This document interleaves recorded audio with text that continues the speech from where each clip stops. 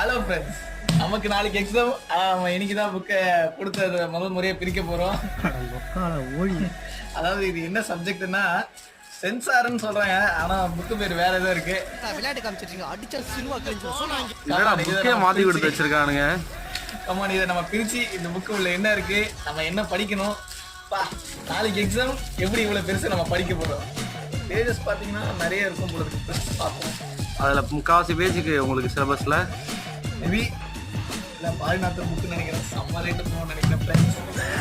சோலி முடிச்சு. ஓகே, இன்னைக்கு படிச்சு காலையில பாஸ் ஆக போறோம். பேப்பர் கடையில போட்டா சம்மரி எடுத்துவோம்டா.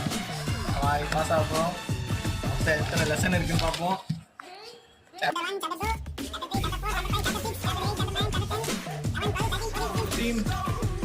ஆக மொத்தம் ஒரு 24 சாப்டர்ஸ் இருக்கு மக்களே. அஞ்சலி சக்தியை லவ் பண்ணல.